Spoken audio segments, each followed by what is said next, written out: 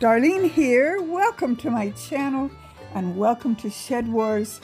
We are a gardening community teaching the world how to garden. So I hope you enjoy today's video. Are you ready? Let's go. Oh, someone's at the door. Let's see who it is. Oh, it's you guys. Well, all my YouTube watchers. Well, come on in. Let's go find out what the video's about. It's so good to have you here. Welcome to my very last Shed War video for 2022. Now, I'm going to have more videos, mark my word, but they won't be Shed War videos. So this video, in this video, I would like to teach you something about my very favorite October vegetable. Well, actually, it isn't a vegetable. It's a fruit. Could it be apples? And my husband picked a whole bowl full of apples off of our tree. He didn't pick them before I ended up sending in my weight to John Willie Grow, team leader. But my weights are so small, I only had 47 pounds and a few ounces. Anyway, so a bowl full of apples probably isn't going to be more than 5 or 6 more pounds. So I'm not going to worry about that. But here's what my favorite fruit isn't apples. Well, I like apples, but that's not my favorite fruit. What I'm going to talk to you about today.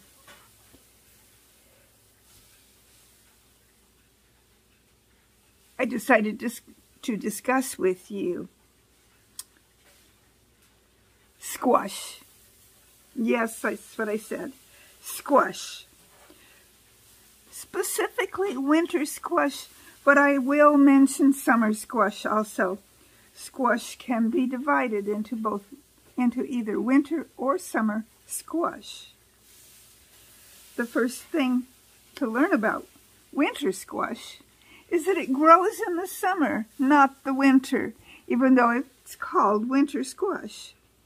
It's called winter squash because after it grows in the summer, you pick it and you store it so that you can eat it in the winter, whereas the summer squash you eat in the summer.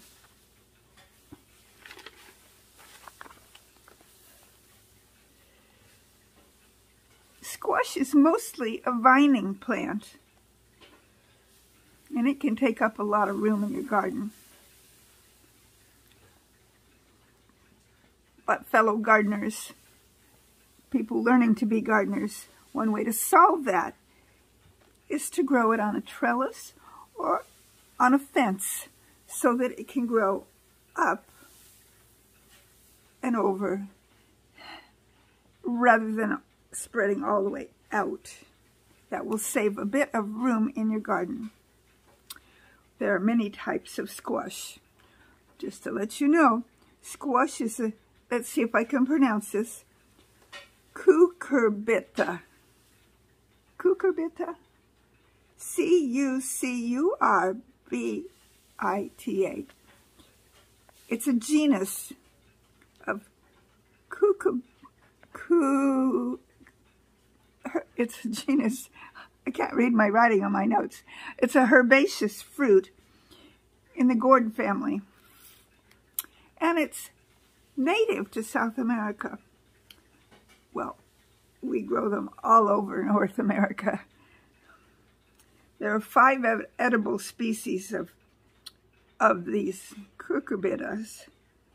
And I know that squash, pumpkins, and gourds are 3 of those 5. I don't know what the other 2 are. The types of squash that I think of as winter squash, well, there's many types. You can find 18 or 25 or more types of winter squash, but the most popular, the ones that I know the most about, are acorn squash, butternut squash, delicata squash, spaghetti squash, buttercup squash, Hubbard squash. Okay, and then there's summer squash like scallop squash or zucchini or yellow squash. Those are just some of the squashes. The difference, the summer squash is the skin is softer and meant to be eaten along with the rest of the squash. The winter squash has a firm skin, and you rarely eat the skin of a winter squash. You just eat the inside, the fruit that's inside the skin. And I'll explain to you in a while why it's a fruit and not a vegetable. Acorn squash wins the fight for being the healthiest. It contains more folate, more calcium, more magnesium, and more potassium than any other squash. Okay, is pumpkin a squash?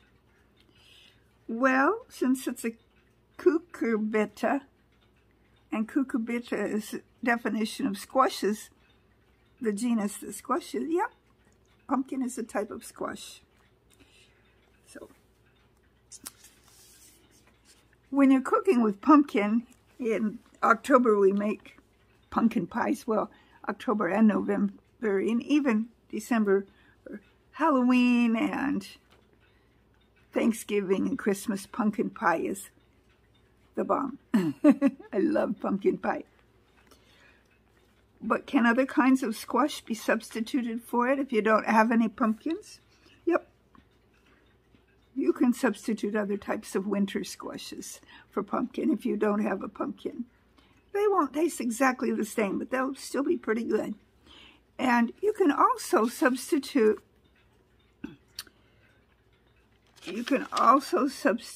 sweet potatoes, interestingly enough, because the flavor and the texture is very similar. What are some of the benefits of growing squash? Let me look on my notes and make sure I didn't leave out anything before I get to that. Oh, what about zucchini? Zucchini is a summer squash. And here's the thing. All zucchini are squash, but not all squash are zucchinis. Squash could be all those other things I mentioned, plus many, many more. People with diabetes. Example, my husband and myself. We are both type 2 diabetics. People with diabetes can benefit from eating squash because it has a healing antioxidant in it, and it has vitamin A, which improves insulin, and it has vitamin C, which is known to reduce blood glucose in people with type 2 diabetes. Okay, I was going to let you know the difference between a fruit and a vegetable and why a pumpkin is a fruit and not a vegetable. Vegetables are often highly colored, like red tomatoes and red peppers and green peppers and yellow peppers, yellow cucumbers, cucumbers and tomatoes and peppers and all those yummy things that we eat in the summer. Squash tastes like a vegetable because it's mild and savory, often savory. It can be sweet, but it's often savory. But botanically, it's a fruit because it contains seeds. And the thing that makes something a fruit is that it contains seeds. Apples contain seeds. Tomatoes contain seeds. Cucumbers contain seeds. Peppers contain seeds. Anything that contains a seed is a fruit. Peaches, pears, berries, the fruit. Squashes and pumpkins are fruit, not a vegetable. Even though they're often cooked as if they were a vegetable, they really are just a fruit. When you're growing squash, you need to grow them in an area that gets 6 or more hours of sun and has rich, well-drained soil. They need to get consistent moisture, but they don't want to be waterlogged, and avoid getting the leaves wet. Statistically, they need 1 to 1.5 inches of water per week. You can start your squash plants indoors 3 to 4 weeks before your last frost. Here our last frost is kind of mid-May. So I can start my squash plants toward the end, like the last week, probably of April. I would be safe starting my squash plants and then plant them out as soon as the danger of frost has gone away. A lot of people grow them in mounds. They'll mound up a little bit of dirt and then they'll plant about 3 or 4 or up to 5 plants around in a circle around on the mound for the plant to grow.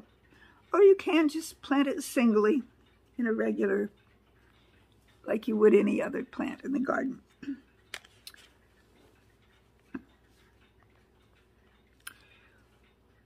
After the plant has grown a while and starts blooming, if you've got lots of pollinators around, mostly bees and butterflies, ants and various other kinds of bugs that will help pollinate the fruit, that's good.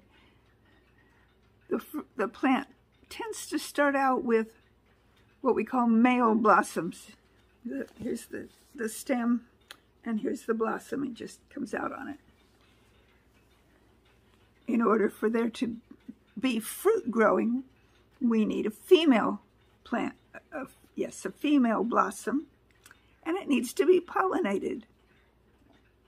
That means that bee needs to land on a male flower and go inside and get the pollen, and then fly over to the female flower and release the pollen in there. But if you don't have very many bees,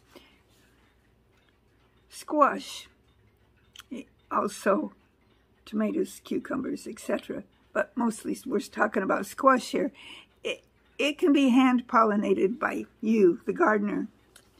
And so that the way you do that is you can pick the male flower and take the stamen that's in the middle, that's the part that's got all the pollen and stuff on it, and you take it to the female flower and put it down in there and rub all of that pollen on the female pistil. You could just take a Q-tip and remove the pollen from the male flower and place it in the female flower also. That would work too. One of my favorite things about flowers on squash, and especially the male flowers, if you know that, like at the beginning of the season when there are no female flowers to be pollinated, you can pick those male flowers. Well, you can pick them anytime you want to, but I love fried squash blossoms. Oh, you bread them in a little bit of flour, a little bit of salt, not very much salt, just oh, they're so yummy. And then just fry them up in the frying pan. I learned that from my mama.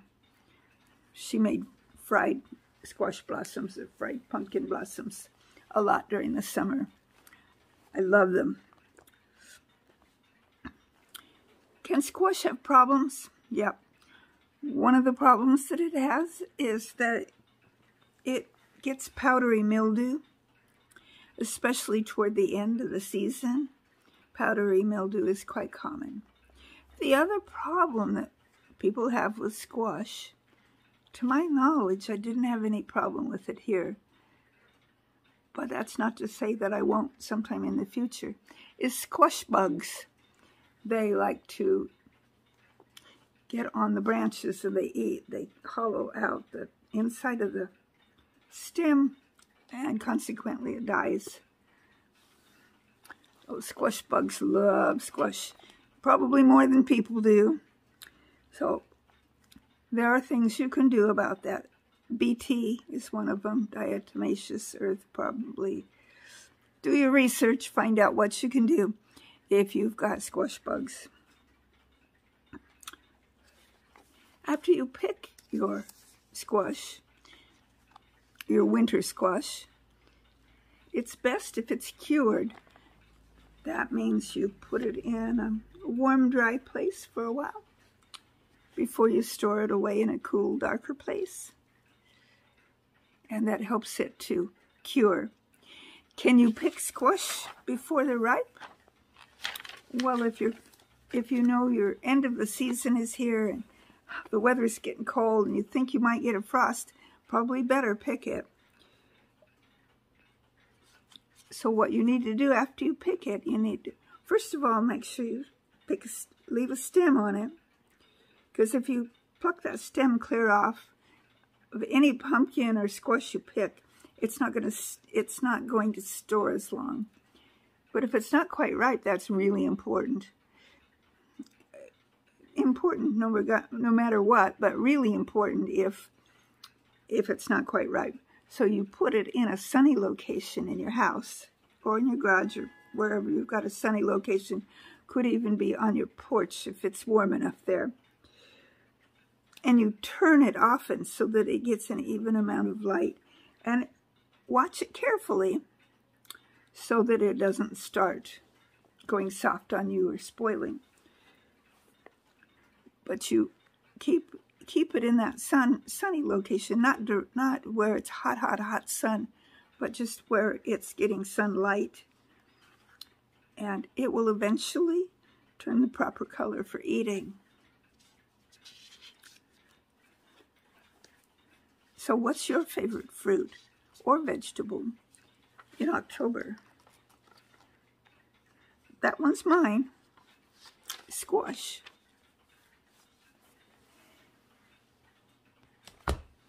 And I love my squash. I love it fried with breading on it, or just plain fried. I love it made into a pumpkin pie, or pumpkin bread, or squash pie, or squash bread. You can make smoothies out of it. You can make ice cream out of it. I got one of those new fancy ice cream makers that a Ninja Creamy ice cream maker. The very first batch that you make them in one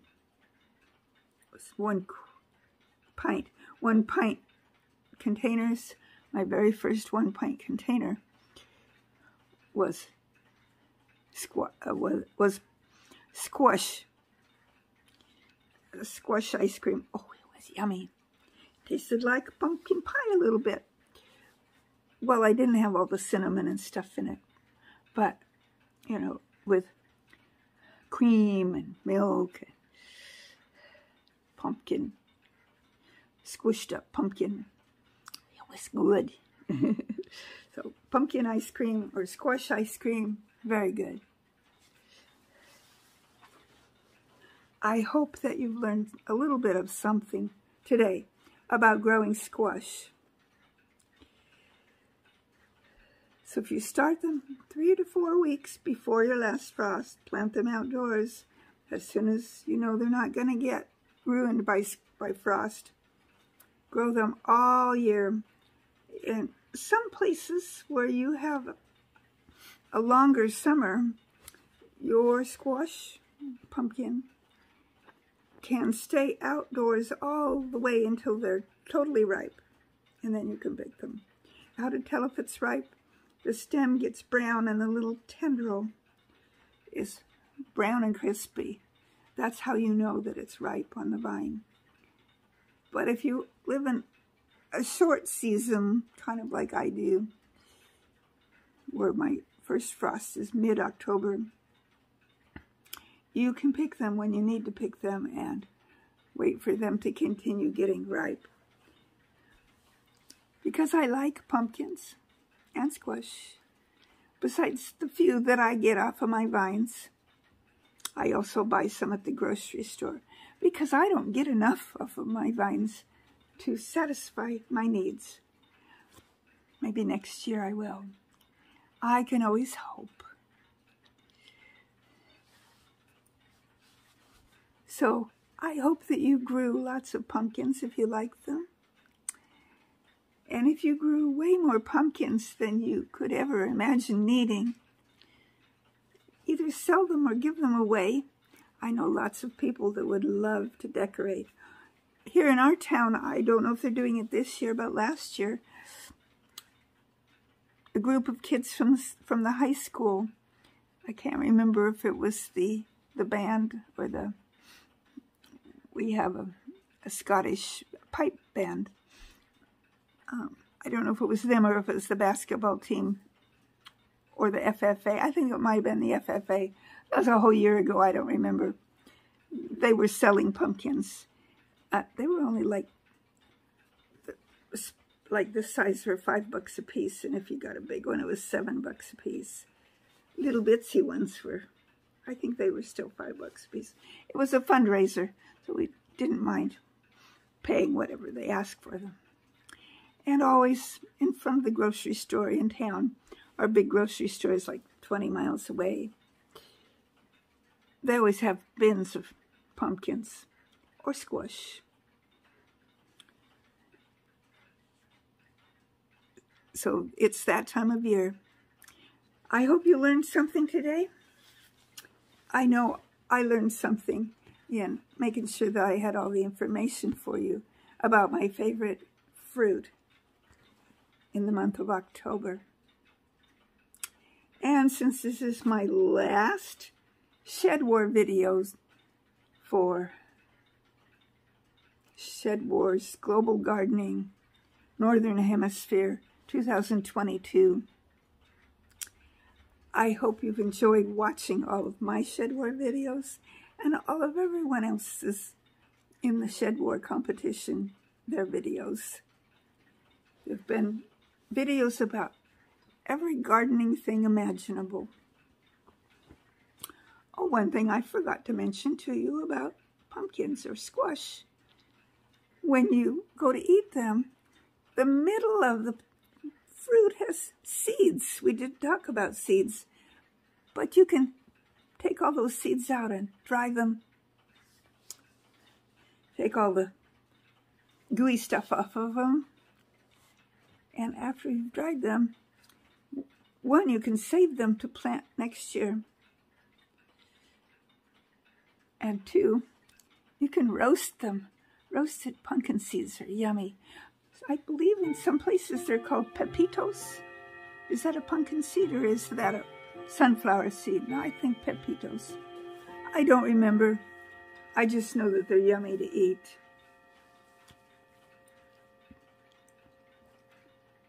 So I'm going to go ahead and close out this video. We've been going for over 23 minutes here. And it feels good to know that I've done all of my SHEDWARS videos from starting in March, April, May, June, July, August, September, and October. 2 videos per each month, plus my entry video. And those will all be in my SHEDWARS Global Gardening NH, that stands for Northern Hemisphere 22. So I have, what do I have in there? I'll have however many videos starting from March until October times 2, plus my entry video. And then I have a non-official SHEDWARS video And in there, I just put some little videos that had bits and pieces of things and some weights. I have a weighing video also that just has some of my weigh-ins. So those are my non-official videos, but this one's an official one, and it's my last official one. And this was all about teaching you something about gardening. So until my next video, and it's not going to be Shed Wars, not until next year, I'm assuming. Let's assume that we're going to do Shed Wars again next year. I haven't heard one way or the other, but I hope we do, because it was kind of fun to make sure that we're making videos with a specific purpose, and the purpose was to teach you something. But I will be making just regular videos about all kinds of things that have to do with gardening and cooking and things around my house and all of the kinds of things that I do in my life, even a few Toastmaster ones. Because as you may or may not know, I belong to Toastmasters International. I love giving speeches.